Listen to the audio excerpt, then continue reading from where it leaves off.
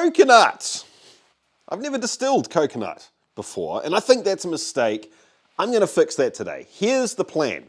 We're going to take some coconut, this coconut in fact, pop it into the still all by itself, do a little fact-finding mission, and with that information, I will attempt to make an actual recipe, a distilling recipe with coconut. So let's get stuck right into the testing phase of this little project. What I have here is 500 mils of 60% ABV vodka. We're gonna pop that into the pot. And here I have some dried coconuts that I have popped into the oven at 170 degrees Celsius for about 8 minutes of actual oven time. Pull it out, give it a stir every now and again. And what I was looking for is just a little bit of toasty color, but not too much. I kind of wanted this to taste still relatively fresh and creamy, but get a little bit of extra flavor. I think if you toast it too much, it'll get that full-on toasted, almost like nutty flavor, and that the toast flavor might take over more than the coconut flavor. Does that make sense? I didn't want to push it too far. We can change it later if need be. I'm gonna measure this in cups and just kind of see what it looks like in here. I need a cup though. So honestly, I'm just gonna kind of eyeball this measurement. I want a decent amount of coconut in this pot to make sure we actually get some flavor carryover. Well, that is half a cup. I think we can go more than that. Let's go a full cup and see what it looks like. You know what? I'm just going to use all of it. So that's 1 1/4 cup in 500 mils. Hopefully this is going to be relatively intense coconut flavor-wise. While this is warming up and getting ready for maceration, let's have a quick chat about other ways you could potentially handle coconut in spirits. Really, the other option here is just to macerate it like we're doing now, strain it, and you're done. Like, that's it. I've seen mixed reviews of people doing this. I think really the issue is that there's a bunch of oil in this coconut still. And when you macerate it, not all of that is going to go into solution. So you're going to end up with a cloudy bottle. You're going to end up with a bottle that kind of like separates on the shelf. You might actually be able to kind of feel and taste some of those oils. That's not necessarily a bad thing. You know, if you're making it for yourself, you can deal with that, right? But I have a feeling that I'm going to prefer it distilled as long as the flavor carries over. I don't know if that's going to happen.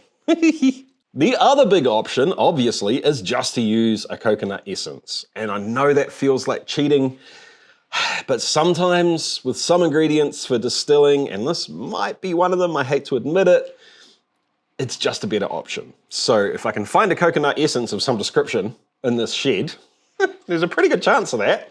We can try that next to each other at the end of the video as well. That is 45 degrees Celsius. I'm happy with that. Gonna pop the lid on, make sure it's unplugged so I don't do anything silly with the power button and distill while I'm not watching. And I'm gonna let this macerate for at least 3 hours before distilling. I may not have time to distill this tonight, so it might be 24 hours. I'll come back to you when we're ready to move on.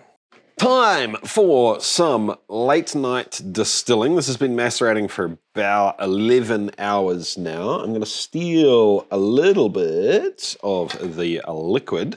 So first thing I notice is it is very cloudy, like real cloudy. Some people get offended by that. Some people just literally don't care. I kind of sit in the middle. It depends on what it is and what I'm drinking. A gin, for example, that clouds up a little bit, couldn't care less about. As long as it tastes good, just means more flavor.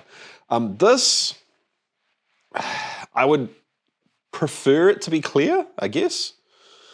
You probably could chill filter this. So pop it into the fridge or even into, whoops, I got a hair stuck on there, a beard here. Or into the freezer for a little bit. And I have a hunch that a lot of this is oil. And then if you filter it through like even a coffee filter, you'd probably get a lot of that out. But let's try. Oh, okay. Yeah, super coconutty. I mean, that is velvety smooth and creamy, even though this is at 60%. If I drop that down a little bit, put maybe a little bit of sugar in there, I'm sure it would pop. All right, some water to get this down under 40% ABV. Are we stirring? And we'll turn that on. Get it heading up towards distillation. So, I know I'm not actually fermenting anything in this video. Don't worry, there are plenty of plans to do that in the future. But I just wanted to remind you that if you are planning on it, you can get the Angel Yeast from chasethecraft.com. 500 gram bricks, specialty distilling strains, really reliable performance, and pretty darn good value proposition compared to what else is out there. Angel Yeast at chasethecraft.com. We're up and running, we're dripping away. Like always, gonna take a wee bit off the top here, just a little bit, and then switch over to collecting the hearts. I'm guessing with this run, I'm gonna run straight through to around about, I don't know, 50, 55%. When the ABV starts dropping and the flavor cuts out, I don't see any craziness happening in between. If I find something, I'll show it to you. Otherwise, we'll cut to the end of this run. We can get on with tasting this and figuring out a recipe, something to make with it. Nothing crazy happened during the run, no insane flavors, more of the kind of creamy coconut cream flavors were near the top of the run, which is a little surprising to me. The tail of the run got more towards the dried coconut, the slight nuttiness. Not as much of the nuttiness came through as I thought would. Flavor's starting to run out now, so let's turn that off. And where's my glass? Let's just have a damn taste, shall we? I am gonna be lazy and taste this at about 78% it is right now. Generally, I really wouldn't suggest doing this. Can blow your nose out especially, which kind of ruins your sense of smell if you're not used to it. Proof it down to 40%. It's late at night. Cut me some slack, all right? Okay, that is quite coconutty. But two things going on here. First, the flavor's kind of moved away from being toasted dried coconut, more towards coconut milk? No, coconut cream. I think we can fix that by toasting the coconut a little bit higher, a little bit darker. We'll find out. Number two is that it is ever so slightly meaty. It's not a like truly bad flavor because it's not quite strong enough, but it's something that I feel like it could be cleaned up just a little bit. And I have a hunch. Hold on, let me get the coconut packet and we will check. Ingredients, coconut, 98%. And the only other ingredient is preservative, 223. Not entirely sure what that is, but right underneath that, it says contains sulfites.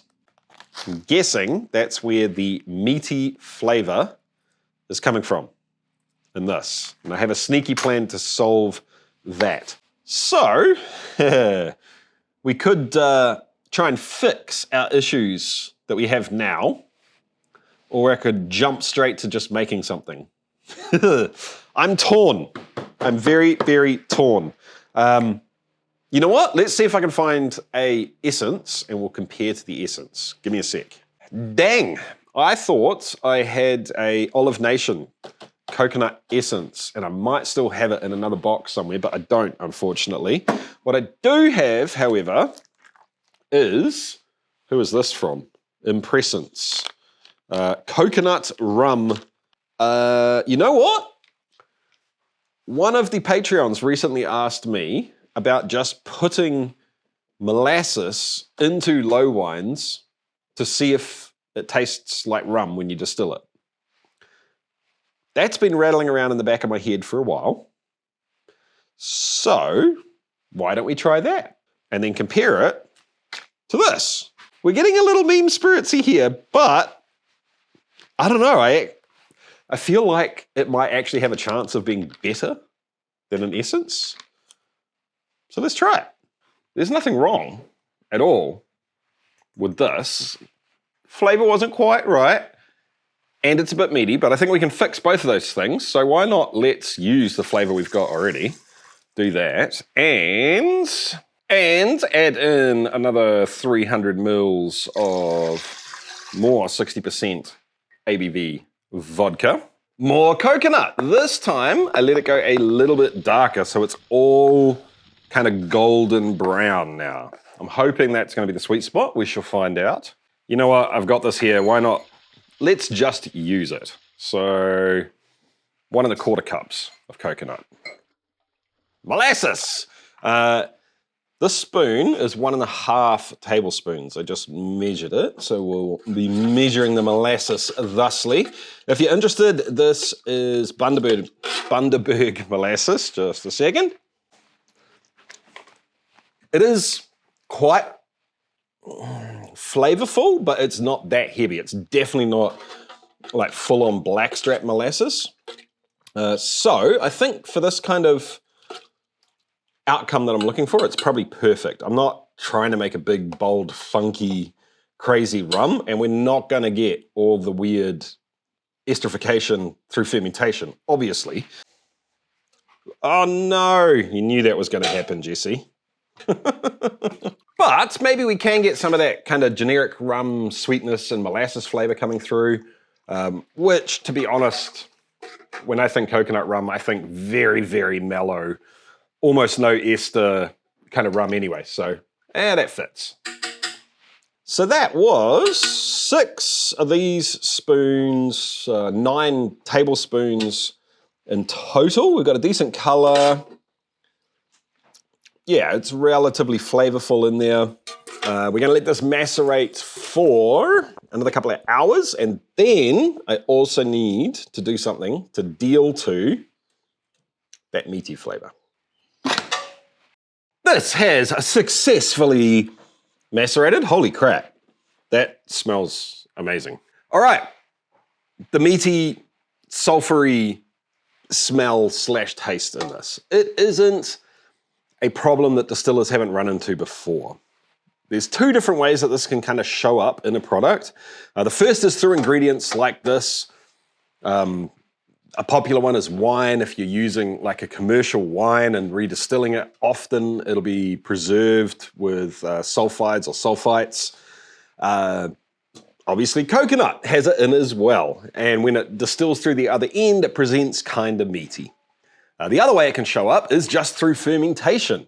Doesn't even necessarily have to be in the ingredient, just the process of fermentation can throw off those same kind of flavors. And sometimes you can get a fermentation when it's bubbling away that just smells straight up like rotten eggs. It can get really intense. The good thing is we have a way to combat that, which is copper. This little still is awesome. I love it for little tests like this, but it doesn't have copper anywhere in the entire system. And when you run into sulfites, it can be a bit of a problem. So I am literally just going to drop these in here. Ideally, you want a decent amount of copper in the vapor path itself, which is why I'm putting a whole lot in here. What I'm also going to do is just stuff a little bit of copper here in the spout. I've done that in the past for different reasons. I could put like the botanical basket with copper in it, but I can't find the damn thing. So we're just going to roll with it. Just a quick note too to say that that slightly meaty flavor isn't always 100% bad. Coconut rum, I don't want it. But if I'm making a dirty, great, big, chunky, smoky, Islay-style scotch, having a little bit of that kind of meatiness to push the smoke a little bit bacony, I actually quite like that. So it's not the boogeyman. You don't have to get rid of it all the time. It's just another thing you need to learn how to control. Anyway, let's get this fired up, get it running, and distill it. The run is done. Let's get this proof down to 40% ABV. We'll get a sample of this mixed up, the Impressence Coconut Rum. Let it sit for 24 hours to chill out a little bit, and then we'll taste them. Coconut rum. Cool. That's what we're rocking today. This goes from least sweet up to most sweet. Oh, good. For those of you watching at home, this is what I've just finished making, just proofed down to 40% ABV.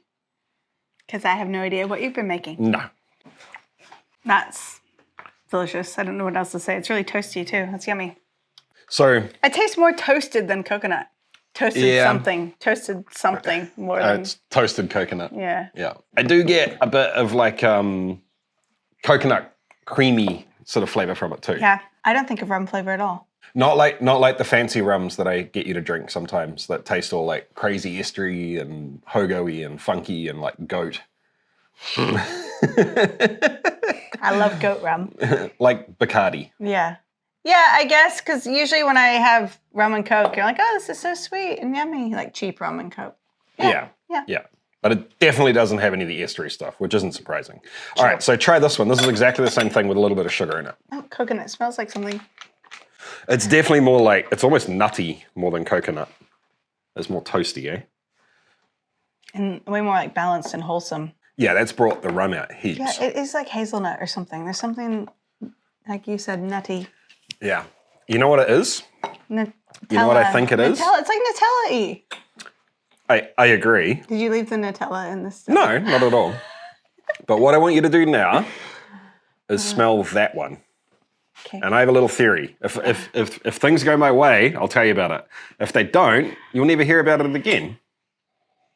This smells like a tropical, and that would be like rum, because usually rum is a tropical-y. They add tropical-y flavors. That smells like spring break. Does that smell more like coconut to you? Yes, it does smell more coconut. But it's a little fake. I'm just going to say that. I reckon coconut is one of those things where we've been trained, kind of like banana milkshake doesn't really taste like banana. It tastes like banana lollies. Grape. That doesn't smell like coconut. It smells like coconut sunscreen. Yeah, totally. Right? Spring break. Smells like spring break. Fair enough. Yeah, it smells like surf wax to me. Like when you think about that and an actual coconut, there's not a lot of, it's not that similar. Yeah, exactly. Hence the like coconut creams, coconut milks. And the toasty there's flavor. There's always these added things to real coconut. You know what? Tasting that though, you're right. It tastes like pineapple juice. Yeah. And it's kind of tart. I don't get rum at all. No. I assume it's rum because it smells like coconut tropicaliness. Right. You're like, oh, that's the spring break bottle, as I said. Dude, it 100% smells like surf wax. Or sunscreen, or the air fresheners in the car. Mm-hmm. I mean, that's pretty cool, though. If you have friends over, summer barbecue, you're making crappy tiki drinks. Yeah, tiki party. It's fine. Yeah, it's totally themed. This tastes a whole lot more like a real something. Yeah. You know what? I mean, maybe this is the move. Just a smidge. It is better now. Yeah, I like that. I'm probably going to talk geek for like 3 sentences to the camera, so... It's too much for me. Yeah, you can run away. I'm free! I guess we ended up testing 2 different things in this video. Number 1 is trying to get coconut flavor, which we did get, but it doesn't instantly remind you of coconut. And I think part of that is because we're so trained to think of coconut essence as coconut and not so much what a coconut actually tastes like. The second is throwing molasses into a pot still with vodka does kind of give you a rum-like result. It's very, very, I wanted to say vanilla rum. I don't mean it actually tastes like vanilla. I mean it's kind of like, if you're into rum, it's boring rum. There's no big crazy esters. It just tastes sweet, actually a little bit vanilla-y, and has a molasses kind of flavor to it as well. But that in and of itself is pretty damn cool to know. Anyway, team, I'll catch you next time. See ya.